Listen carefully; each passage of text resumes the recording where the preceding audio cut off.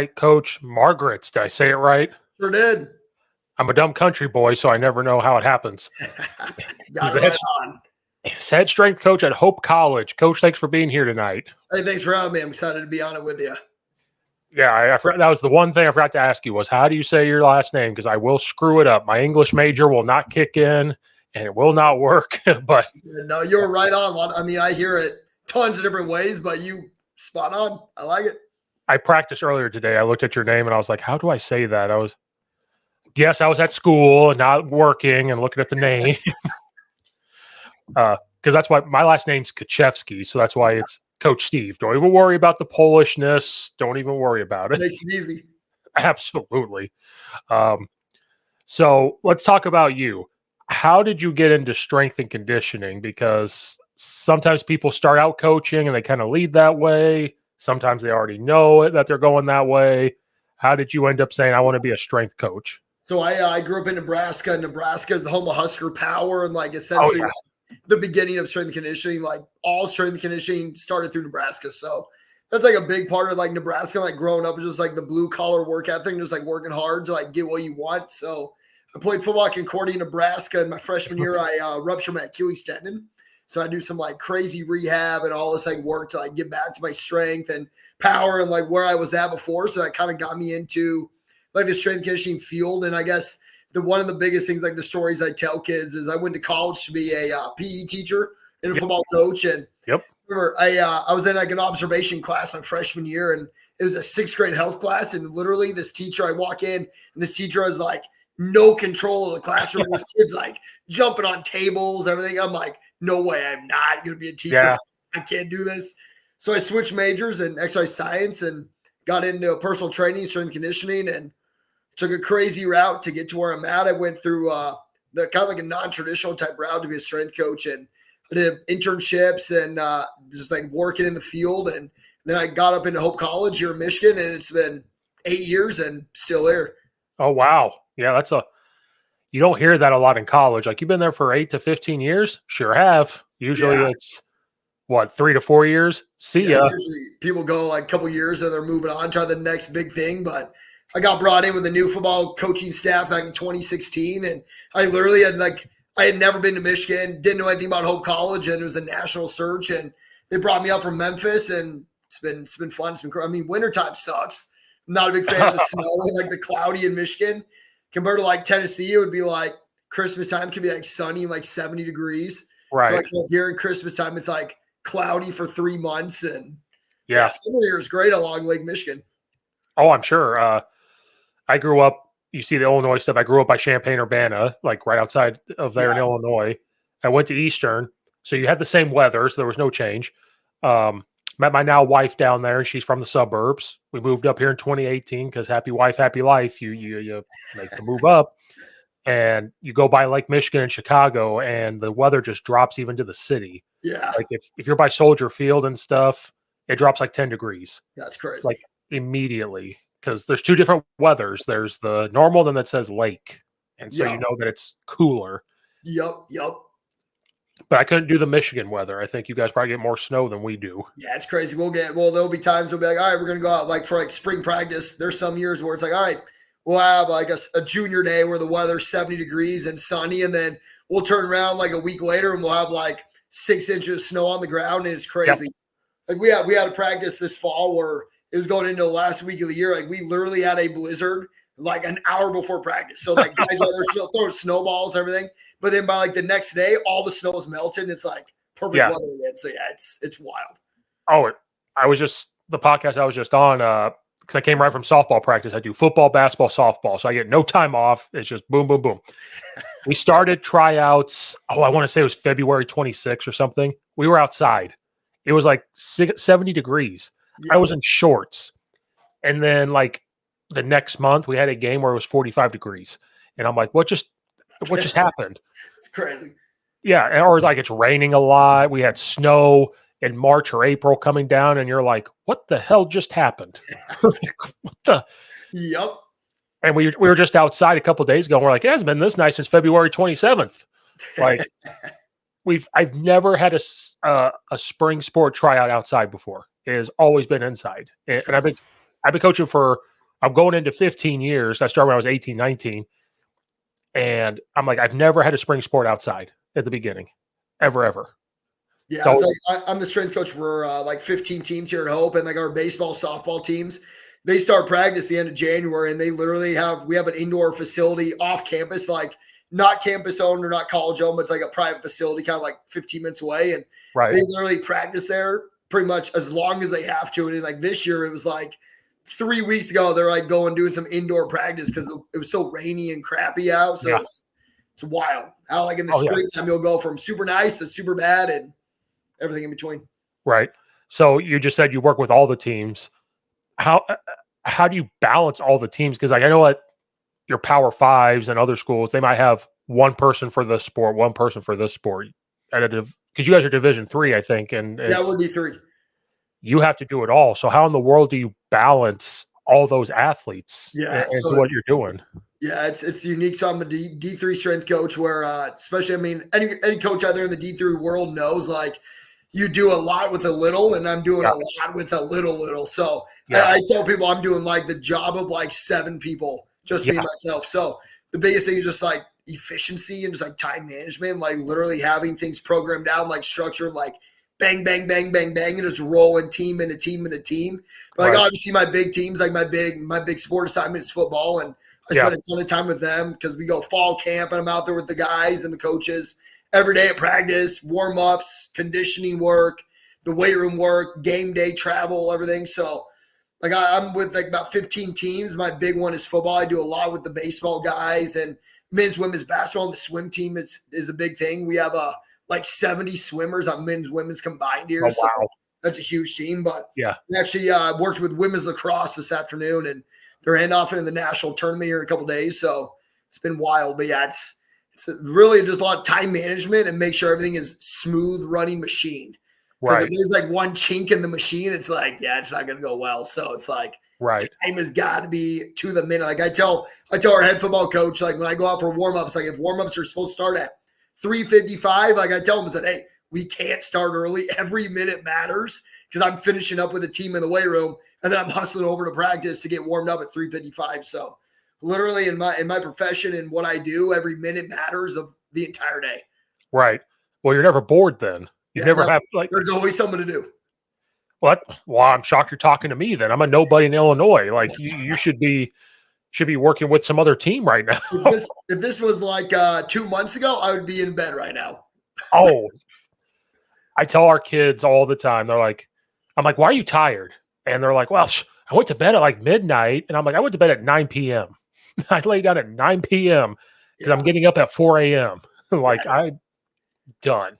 I do a lot of work. Like our football guys, we live 4 days a week in the off season. So starting January 8th until like the beginning of March, we live 4 days a week, and we do a lot of early morning stuff. So it's like first session started at 5:15 in the morning, which is crazy. But at the beginning, it's rough for the guys because they're like trying to get in the routine of like when to go to bed and everything. But guys eventually know like, hey, I got to be in bed by 9:30 because Margritz is going to be like cranking up the music, like ready to go at 5 a.m. So it sucks for a while, but then it like teaches routine and it teaches structure at the college level where it's going to take them off in the real world. Like, hey, I got to get up for work at 6 a.m. Like, you got to get up for work. Right. Well, I'm glad you said that because we have kids. Like I took it upon myself at the high school level, kind of what you do. We have to just kind of take on jobs, right? Yeah. You just have to put on your hat. So I am getting big into like the sprint stuff. Like I'm going to take over the sprint stuff. Then we have a guy do the weight room. The only time I can do it is some days at 6 a.m., some days, and I try to level with the kids. Hey, today's 6:45. You could sleep in a little bit, but we're going at 6:45. And sometimes they skip. And some of these kids want to play college ball. And I look at them and I go, how are you going to manage college football? Like or any college sport for that matter. How are you going to manage that? And they go, what do you mean? I'm like, you realize you have to work out probably at 5 a.m. certain parts of the season. And they go, what? 5 a.m.? That's crazy. I was like, hey, you got 5 a.m. workout, 7:30 meeting, go to class. Then you have to meet back with the trainers and the strength coach. Then you got to have practice. Like it's a never ending process. So how can you not handle it in high school where they won't work with you? I said, if it's 5 a.m., it's 5 a.m. It's 5:15, it's 5:15. like I'm changing it 6 a.m. at 6:45. Sometimes I host 2 sessions. Something like, okay, 6:30 and 7. Like I try to make sure, and I'm glad you said that. Hopefully kids hear it because it's like, this is what expected. Like you said, it's a job. And like you gotta treat school like a job. You gotta treat the strength and the speed like a job. And you can't be late. Because if you're late, you either don't get paid or you get sent home. Yep. I mean, our guys and like our teams know, like I'm big on time, and I always tell guys like to be on time is to be 5 minutes early. And it's like I always like I learned like my family on my mom's side is big in the military, and one of the things like my uncle's a Marine and former Marine, and like I've got a cousin who's like she's a lieutenant commander in the Air Force, and it's like crazy. But like one of the things they talk about is to be on time is to be 5 minutes early, and then if you're on time, you're late, and if you're late, you just don't care. So like I tell the guys like, hey, you gotta be here 5 minutes early because if it starts at like 5:15, you're 5:10. If everybody's here, we might just start. And if everybody's not here, we might just start anyways because it's 5:10 and we got work to be done. So usually like being early is better than being late. But kind of like you said, like 2 sessions, like we have an early session at 5:15, but then I also do like a later one, like at 6:45.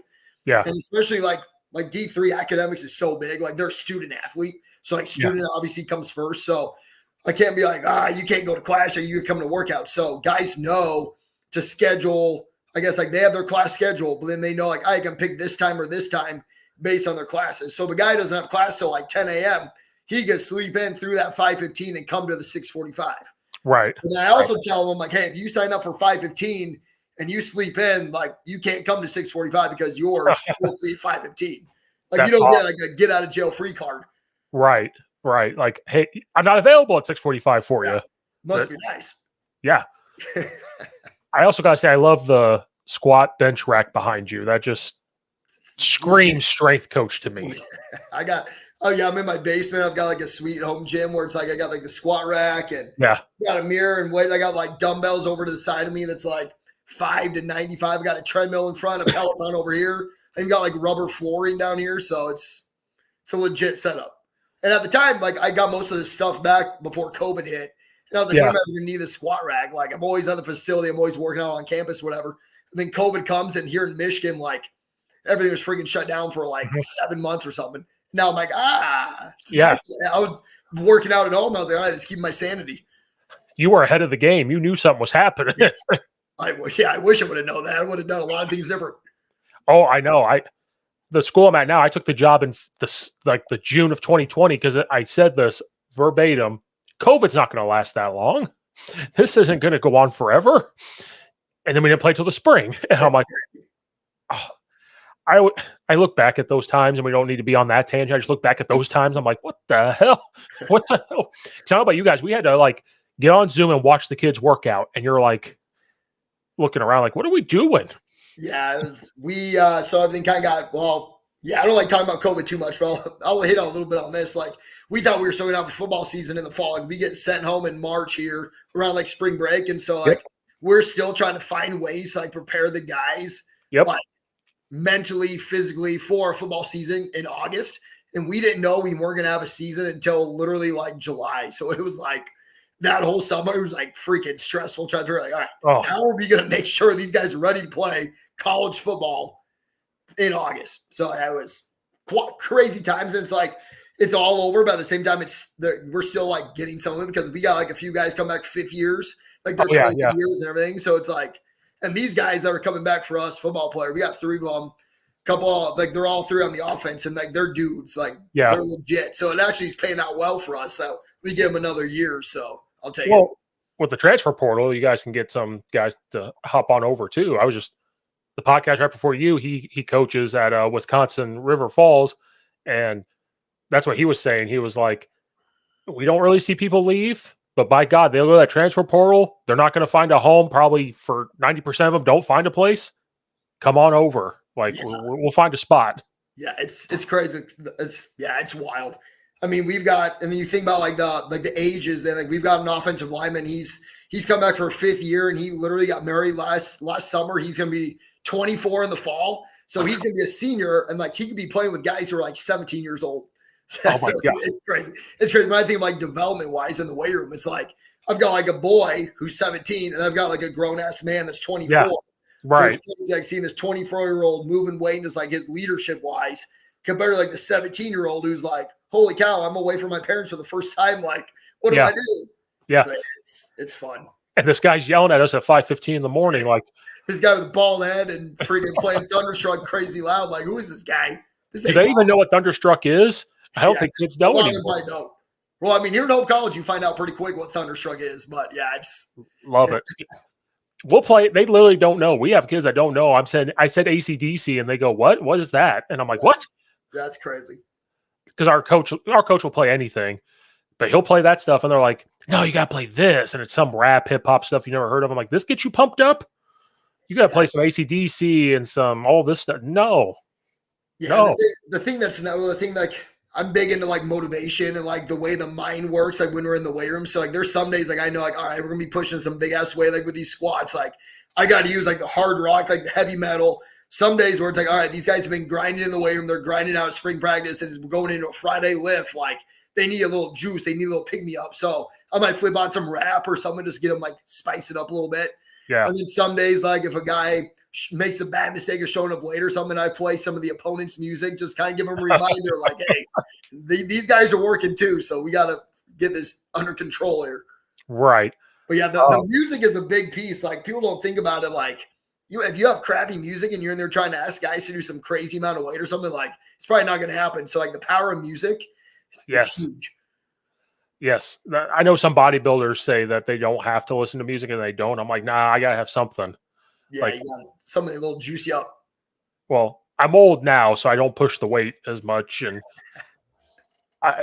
this kind of leads to what I was going to ask. Like, I remember I have some injuries now, like my knee, my back, and my hips out of place. And I look back and I wonder where it came from. And I remember how much strength or sprinting has changed over time since like the mid 2000s of, I'm not saying the coaches just were doing what they knew, right? Like this is what they knew. This is what they're going to do. You're going to lift heavy all the time. You got to do this all the time. You got to lift 6 days a week. You got to do this, this, and this. And I really think it's from misuse of lifting and misuse of sprinting and the body and all that stuff. But like high school coaches, they just know what they know, right? Like that's what you're going to do. Yeah. And so like, how much change have you seen in that type of stuff? And like, you know, from where maybe you started till now, like the strength and the speed, like how much has it changed? How do you adapt to all the constant new science and stuff like that comes out?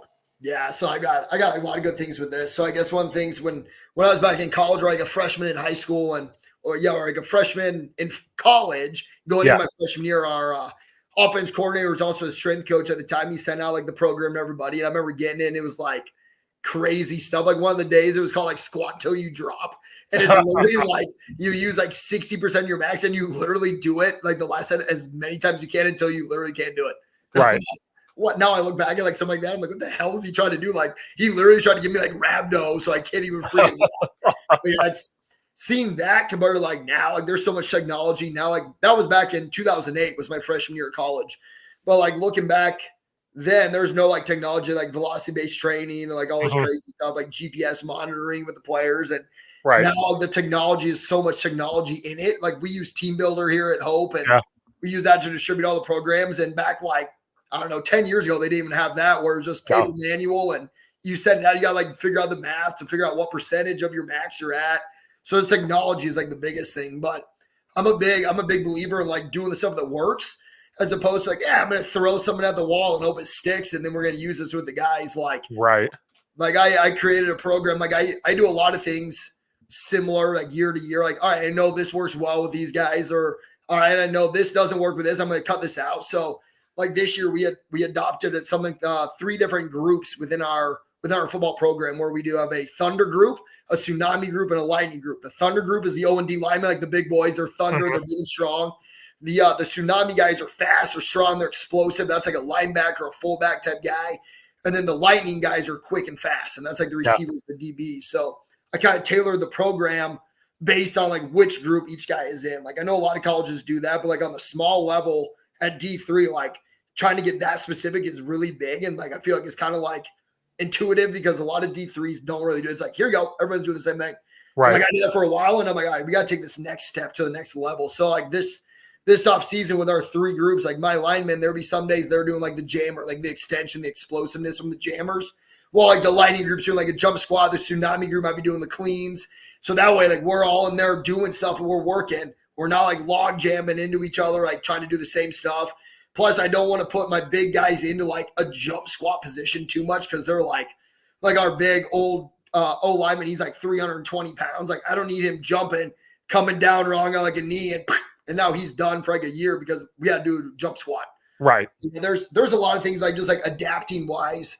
Just like I'll pick up from like different conventions or talking with different coaches or different podcasts or just like, I mean, like science isn't going to change. Like getting guys strong is getting guys strong and getting guys fast, getting guys fast. Like science hasn't really changed. It's just the way of going about doing it. So right. we did sprint work and everything, speed work this spring or this winter. And we did it 3 days a week out of the 4 days we lifted. And the biggest thing about it, like we didn't do a ton of reps, but I told the guys like, hey, I need this full speed, 100% effort. Like you're giving me everything you got. Boom, they hit it. And then it's a huge recovery time. Like I'm giving them time to get back. We talk a little bit, just shooting the breeze almost just to keep their mind up. Like, hey, I want to go again, to give them the actual recovery time. So right. we can go out and give 100% sprint again. So right. Some coaches, I mean, back, I don't know, 20, 30 years ago might think like, speed training, we're going to go out and run 10 110s and that's speed training. Like, yes, that's crappy conditioning work. So speed training is like short reps, 100% bursts, and you get out what you put in. So like our players in the summertime, I tell them like, hey, we're going to find out pretty quick. Like if you do all the stuff you're supposed to do when you come back in August. So, oh yeah. Because a lot has evolved just in, like I look back 7 years ago when I was at Hope, like since I've been started here, and I look at like programs I did with teams then and compared to now, and I'm like, oh, what was I doing? Like, how was I able to do that? So just right. Even like the way I've done things, I think I've evolved pretty well. Well, that's the big thing for me is like the speed stuff I've changed a lot in because like you said, we used to all think speed was we're going to do ladders, we're going to run 10 yard, 10 yard, 10 yard, and then like quick, like no rest in between. Like you get back, you might give them 10 seconds and then they go again. And if they're not getting it, and like what did we all used to say? You better be faster on the last one.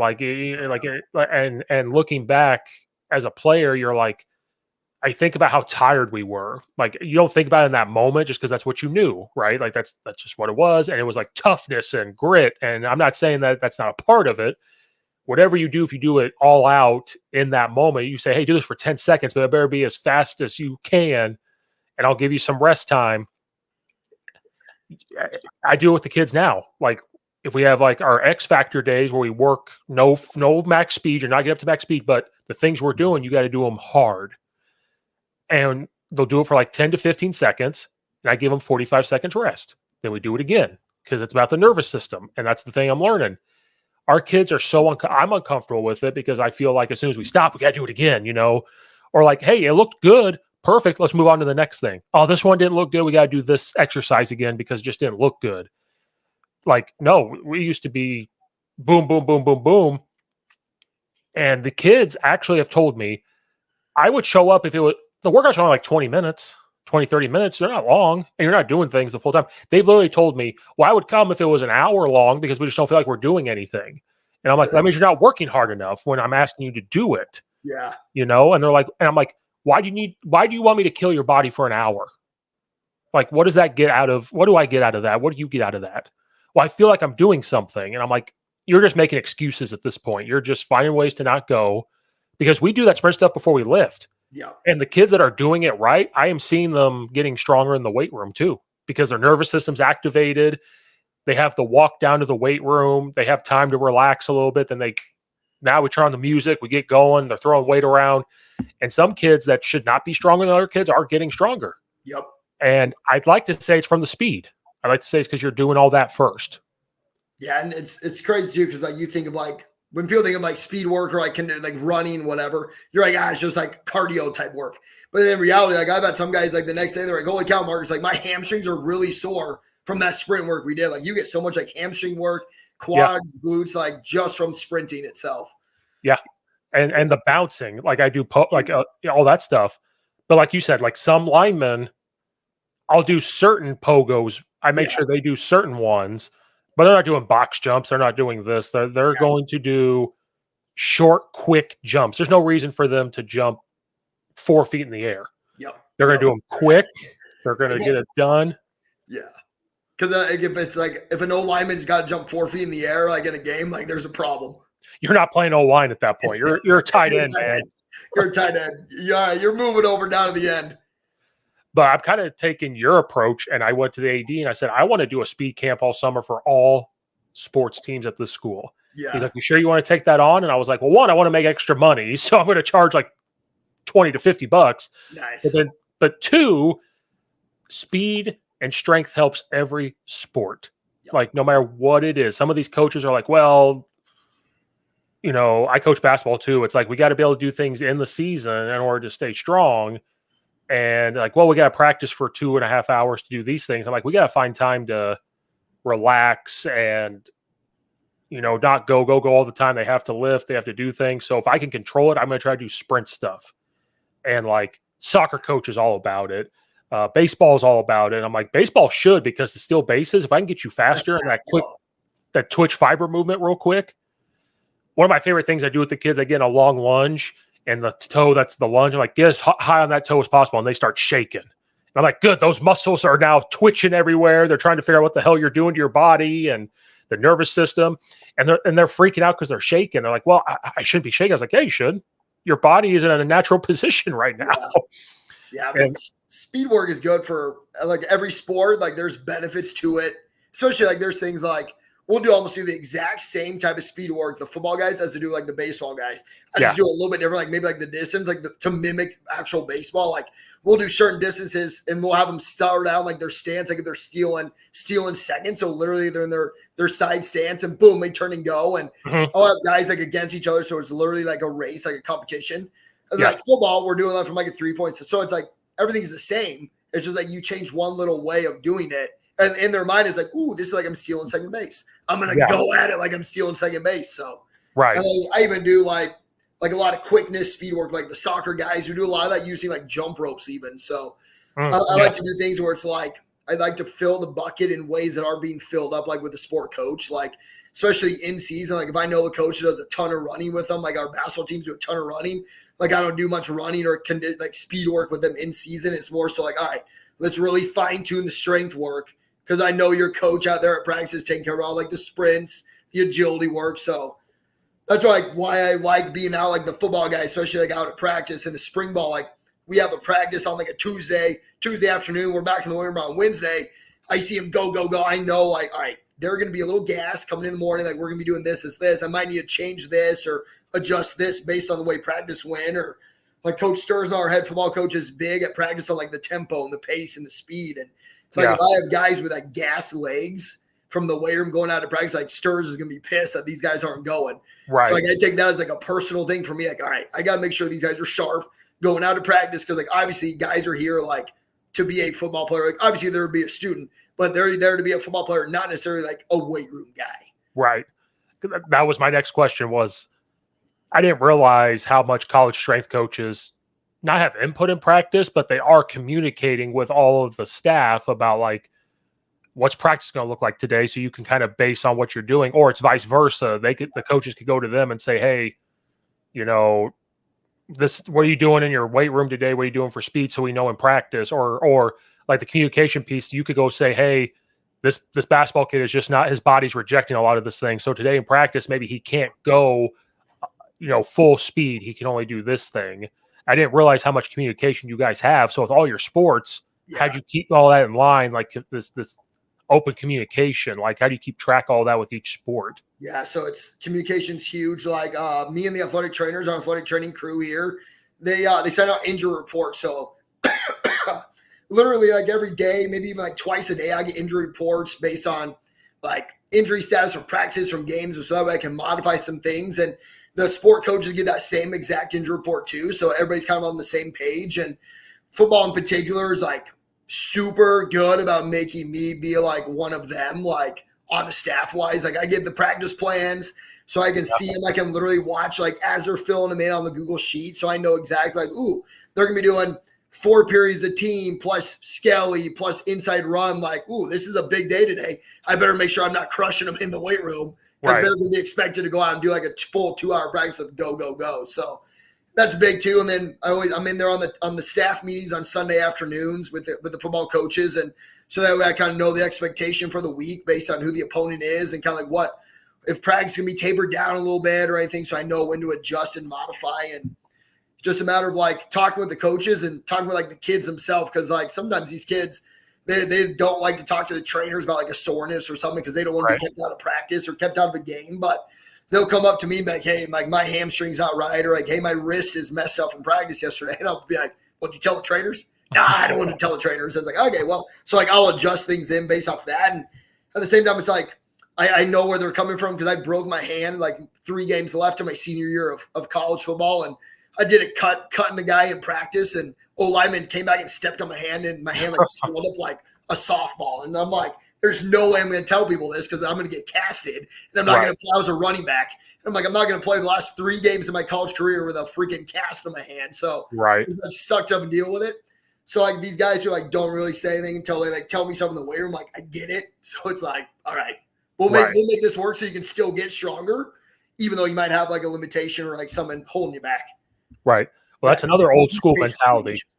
That's an old school mentality of suck it up type of thing. I think, you know, like, but now there's a point of like sucking it up, but then there's a point of like, all right, you gotta be smart about this. Yeah. Like if you're a guy who's like we had a receiver that was a little bit beat up, like from the fall, like a shoulder type issue, and he kind of tried to suck it up and didn't do too much to like make it better throughout like the down period. And so he had to do a lot of like rehab then with our athletic trainers in like February to work on strengthening his shoulder because he tried to suck it up like the 2 months before that. So it's like there's like the fine line of like, ooh, do I suck this up or do I actually go and get help?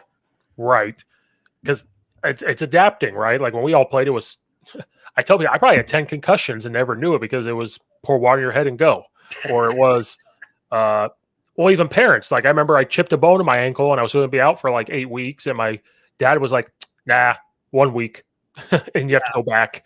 And you're like, okay, so you're hobbling out there. Your ankle is the size of a softball and you're just limping out there.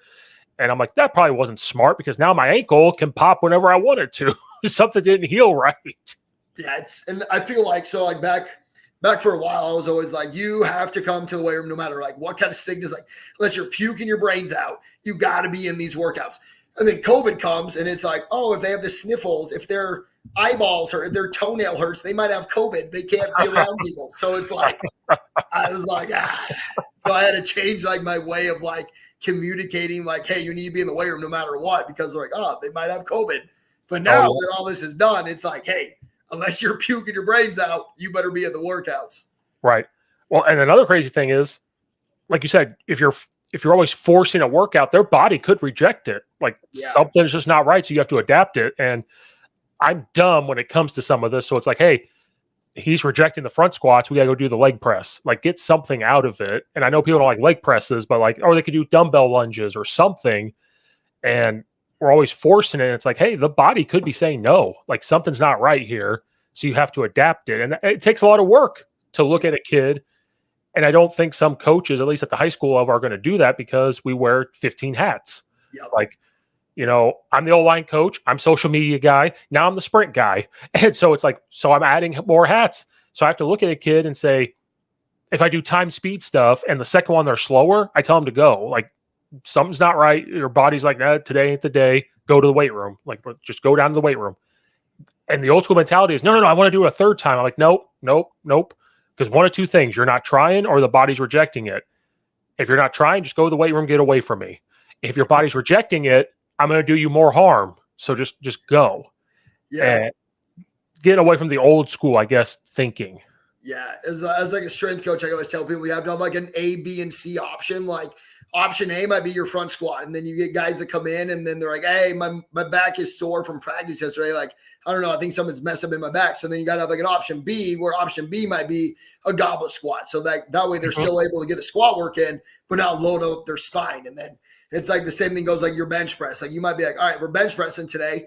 But you got to think of like another option in case the guy's got like a shoulder issue or like a wrist issue. So that way they're still able to get stronger and push weight, but not load up a barbell. So yeah, it's like my mind's always working, like thinking like, all right, how can I adapt this for guys who might have some type of issue, like their body saying, yeah, this ain't happening today.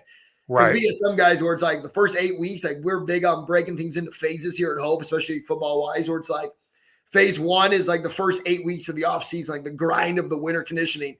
Phase 2 is spring ball. And it's like phase 1, nobody had like any type of issue. Like we're all like, boom, we're plugging away like every single day. Guys are grinding. But then you add in the component of football and your body's like a whole different stimulus for your body. So guys are more sore, more beat up. So then going into phase 2, like the spring ball phase, is a lot more like the adapting and like figuring out ways to keep pushing the needle. Yeah. Knowing like, hey, this guy might be sore because we just did like a 2-hour practice in shells, a lot of banging around. So he's got to have like different options. Right. Oh, we got a question. We got a question for you, Coach. Nice. I like it. Let's go. Was it hard for you to shift from an athlete to a coach, or was it a natural transition? And then what single piece of advice would you give somebody that's looking to be a strength coach?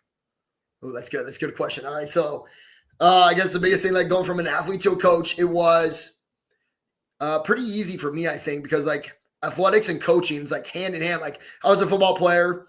Yep. I played basketball. I did track and everything. And but football was like my main sport. So like going from being an athlete into being a coach, like I was still around football. So it's like coaching gives you that feel of your athletics without being like the athlete anymore. Right. And I guess like the biggest thing, like the advice for someone who wants to be a strength coach is like being willing to put in the grind, like being willing to put in the work. Cause it's like, it's not easy to get to where I'm at. Like I was a personal trainer. I did some stuff with like high schools. I was on a TV show on CMT to try to win money. And wow, it was crazy. Like I was on Steve Austin's Broken Skull Challenge back in like 2013. And it was wild. It was like, I got off that show and I'm helping open up a couple gyms with this guy I met in Memphis. And while I was doing some high school strength and conditioning, and I was also trying to get like up into like the college world. So it was like applications going like all over the place. And like I told my wife, I said, hey, like you got to be willing to go anywhere. So like I'm talking like I applied to places in like Alaska, like University of Alaska, Juneau. I applied to places like freaking, I don't know, all over the place. So like being like the advice of strength and conditioning is like being able or willing to go anywhere and do anything at any place to get a job and like get your foot in the door. And that's even what I tell kids like now, like some of these guys who are like graduating, like seniors or like fifth years going off in the world. It's like, I ask them like, oh, so do you got a job lined up? And they're like, nah, I don't really know what I'm doing yet. And I always tell kids like, be willing to go outside of Michigan, like be willing to go somewhere new, like be willing to go to Nebraska or be willing to go to Tennessee for like a job opportunity because you never know where it's going to take you. And I mean, I literally came to Michigan with like knowing nobody for 800 miles, like my wife and I, and now it's like, here we are. Let's keep this thing going. I mean, I can't compare too much. Like growing up in Champaign to the suburbs is like 2.5 to 3 hours. I thought that was far because wife came up here. All my friends are in Central Illinois.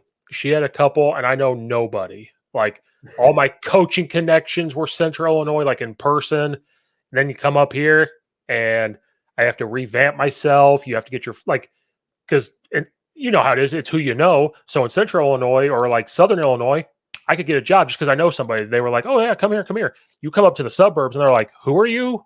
Like, I don't know who you are.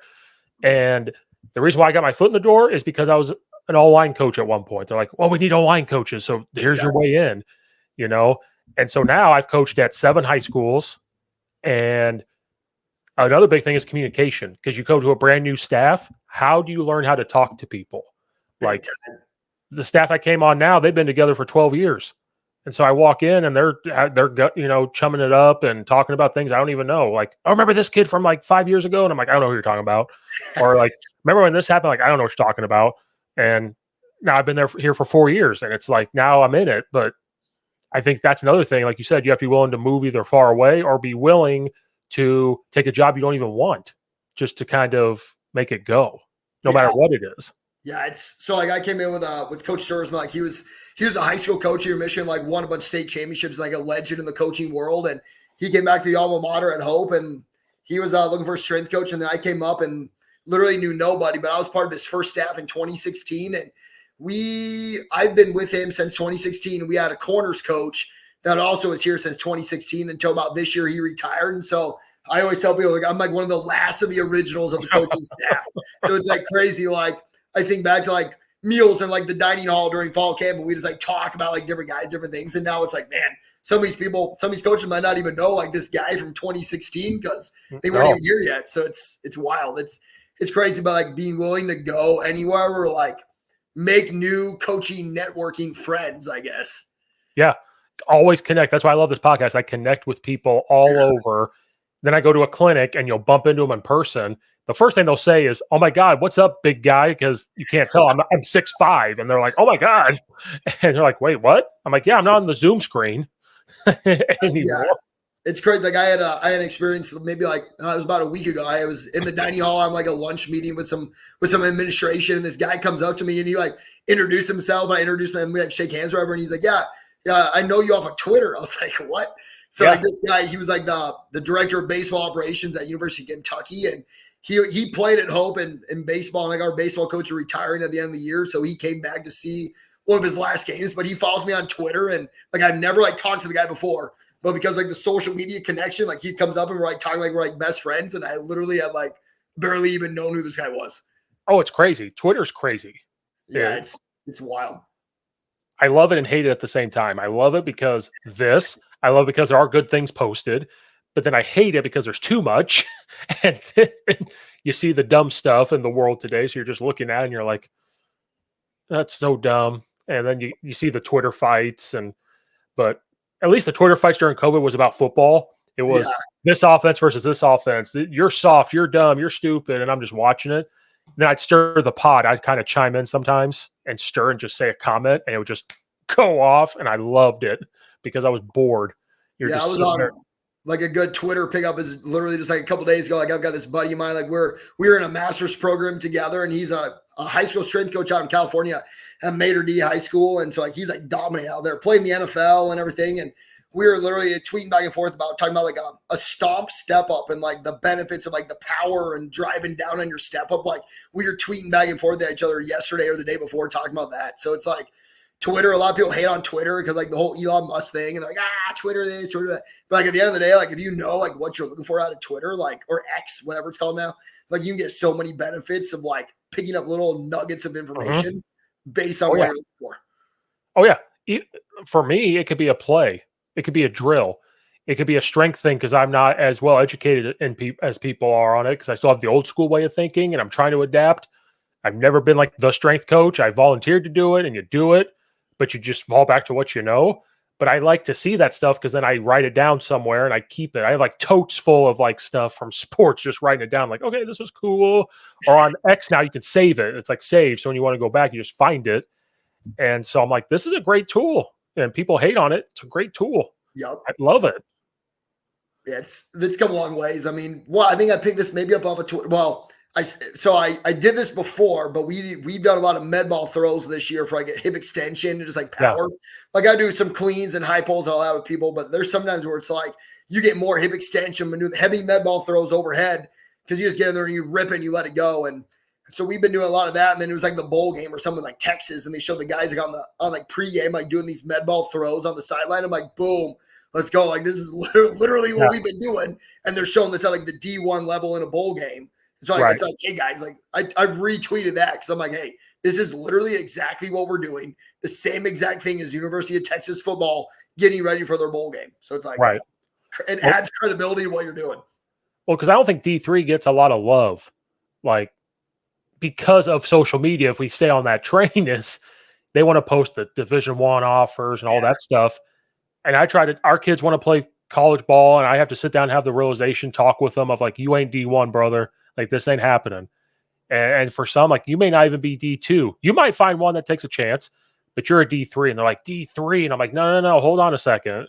Like D3 is great football. There's great people. There's great coaches all over. I'm right down the street from North Central. And so our head football coach played at North Central. And so he's like, guys, if you really are talking like this, I will call that head coach. We'll go watch a practice, and your mind's going to be blown about how big they are, how fast they are, how physical they are, and what a well-oiled machine it can be at the Division III level. And so I just don't think you guys get a lot of love because it's quote-unquote Division III. Yeah, it's crazy because it's like, so let's see, I think I saw something on Twitter either yesterday or the other day before. It was like 5 guys from D3 are actually on like an NFL training camp, like Yeah. the preseason type of thing, where it's like you got guys from Mount Union, North Central, like all these different schools, like they get guys going there. And we actually had some scouts out to us, like the Colts, the Lions. We had a quarterback that was really, really, really good back in 2019. They were looking at him for maybe like a tight end type of prospect. We had a corner back in 2018, 2017, got a couple tryouts because he was like 6'5" and he could jump and he could run and he was like a really big corner. So it's like we always tell kids, like if you can play ball, like whether you're D1, D2, D3, like NAIA, whatever, like NFL is going to find you. So like we got guys, like half our guys probably had D2 offers that are on our team that got our starters, and they ended up coming to Oak College because they like the campus or they like the education or they just like the city, and they don't want like some like the things that happen at D2, and they just like the D3 environment. So like probably, I don't know, we've had some guys. We have one guy that's actually was a former D1 guy that came down to us. So yeah, it's crazy. Like our quarterback last year was a D1 transfer that came and is playing for us right now. So yeah, it's like people think D3 is like, it's D3. It's like high school. Like you gotta be a dog to play the D3 level. Like same as D2. Like dogs are dogs. And if you're a puppy, like get out of the way. Dogs are coming. And it's not just football. We tell kids that do basketball, they're like, well, he could be D3. And I'm like, no, some of these D3s have 6, 7 kids, and this kid is 6 foot. Yeah. Like our women's basketball won the national championship in 2022. And like half that team probably was easily a D2. And we had some that were probably like D1 type players. And it's like, no matter where, like say you're like a D3, like you're here at Hope and you're the women's basketball and you win that national championship, like the trophy looks the exact same if you're a D3 national champion as a D1. Right. So it's like, who freaking cares? Like a ring is a ring. Like come here, get an awesome education, go out and get a job and have a sweet ring to go with it along the way. Like it's D3. It's like, who cares what level you're at? Like when you're old and your kids are going to ask you like, oh dad, did you play college football? Like they don't give a crap if you play D1, D2, D3. Like they're like, well, sweet, he played college football. Like people don't care. Oh yeah. No. But the kids now, because of social media, but like there's a coach at a school here. He had a lot of Division I kids. He's not coach anymore, but he would post. He had a lot of Division I kids. But the thing I respected was no matter where or what offer a kid got, no matter what college it was, he posted it because he was so proud that these kids were D3, D2, NAIA, JUCO, whatever it was. He was still so proud that they're still going on. And the thing with like Division III is you have to love the sport. I think those kids love the sport more than like Division I kids. Like you have to love it and you have to appreciate it. And I tell those kids, like, you have to. Like I'm going to tell you this right now. Division I, you're going to get killed because that guy is like a business. It's like a business to them. You go to Division III, Division II, you may have more fun and you have the opportunity to play, no matter what sport it is.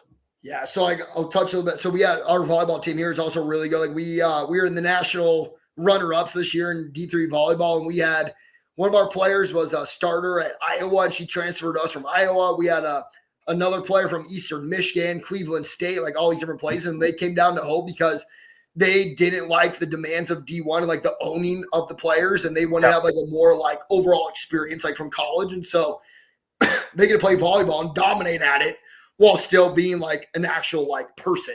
Right. So that's like our guys, like we get guys that go on like mission trips. And so like in the summertime, it's crazy as D3, like I can't actually like do like a ton of stuff with them on campus. Yeah. So like a lot of them, they go home or we got a big group staying on campus and we have a bunch of go on mission trips. And so they do like mission trips. And we got a couple that are studying abroad, like in London this semester or like this May. So they're still doing the training and everything, just like a whole different country.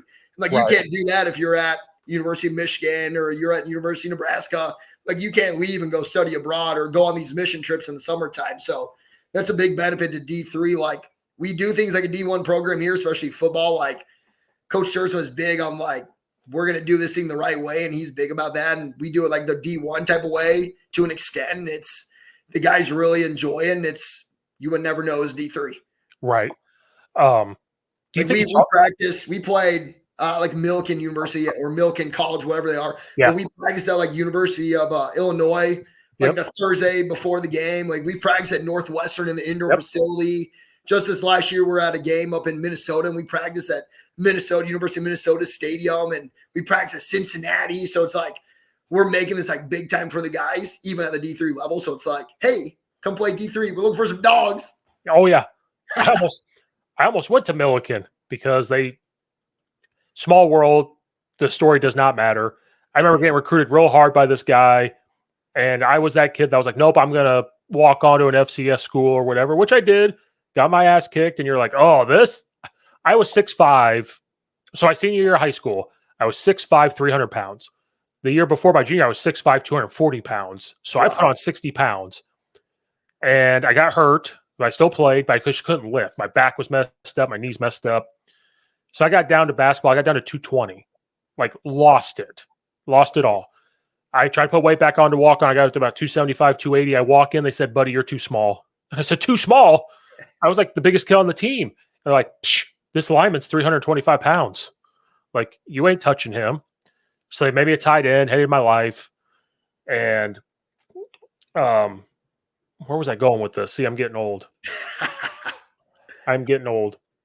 I'll add on to this story, kind of like a recent experience. So we do a lot of junior days with football. And so it's like one of the big things like with the junior days is like the football coaching staff wants the juniors to come in, see practice, see where the guys are like at our level to know like, oh, dang, I've got if I want to play here, I've got like a year to really put on the weight, put on the strength if I want to be able to compete at this level too. So, I mean, it's like we had a linebacker a few years ago, Jeremiah Purnell, and he always gave a story to like a lot of like the juniors and just people like on like a player panel when we have these visit days. And he always talks about coming in as a freshman, he thought he was like a dog, like he was gonna be like the guy. And then he kind of got put in his place like in a practice, like by like one of our starting linemen. And so he realized like, oh dang, like I got to get a lot better and a lot stronger if I'm gonna be able to compete at this level. So kind of like, it's like, I feel like everybody has a humbling experience of knowing like, hey, I got to get stronger or I got to get better if I'm actually gonna be able to play.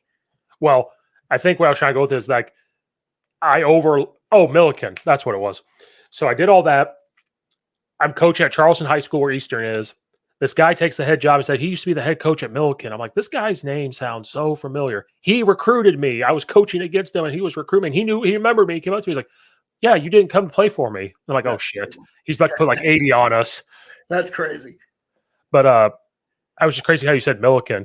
But I love how you guys are practicing at Division I schools. Like you're stopping there and playing there. Like, guys, not everybody gets this experience. Yeah. So like, we almost have to change your guys' name from Division III because when they hear that, there's that stigma. We have to find a new name, like just some new name that's not Division. You have like FBS, FCS, like call us like something like that.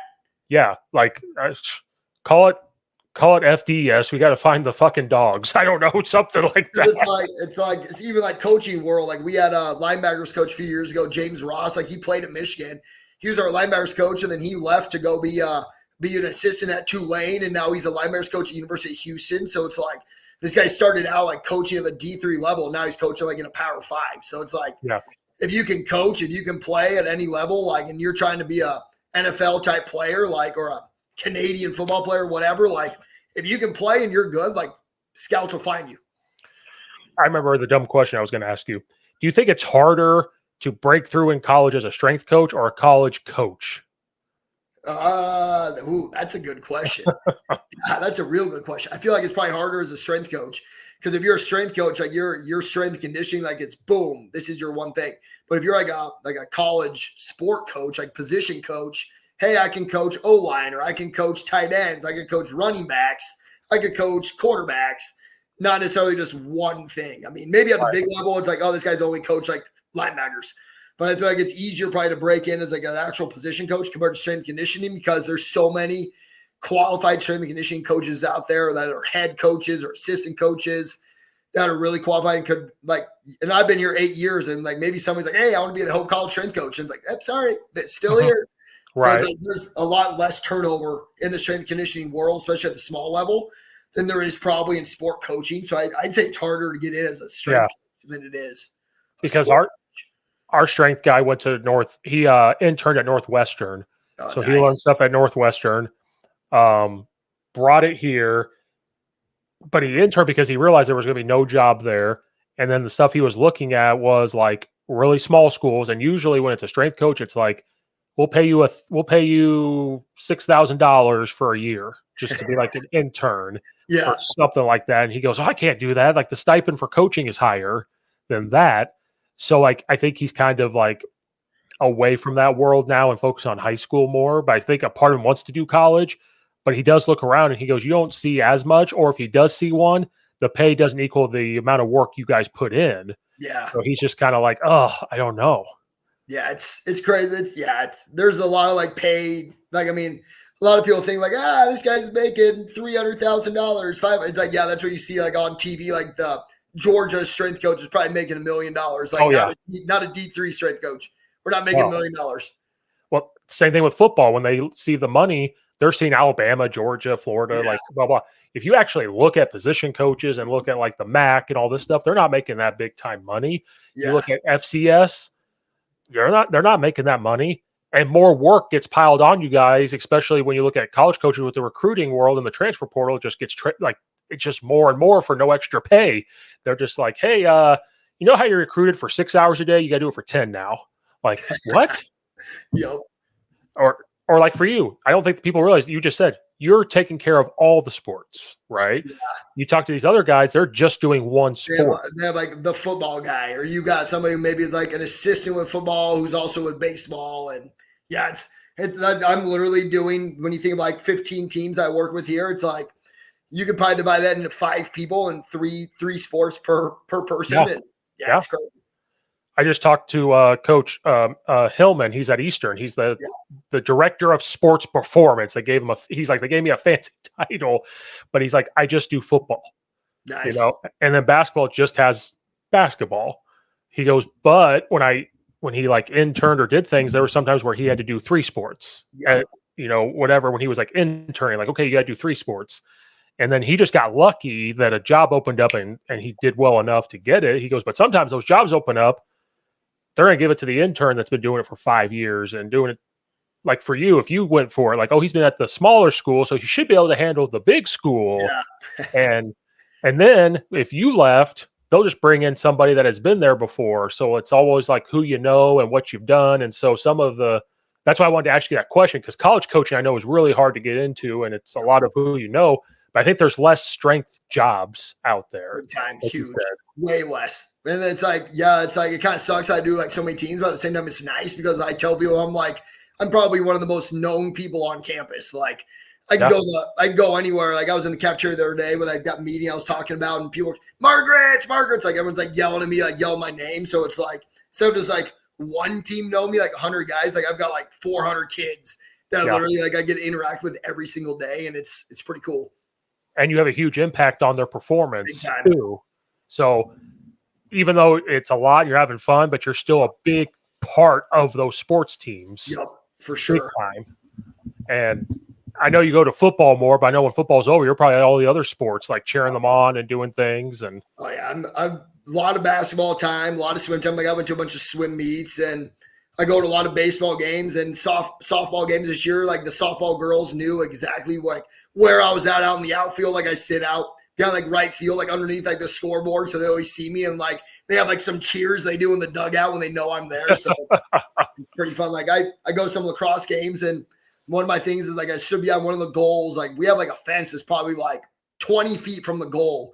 And I'm standing there leaning up against the fence last year in the game, and one of the opposing teams makes a shot, and the shot is literally so bad, it just smokes me right in the bicep. It was like a bullet to my bicep.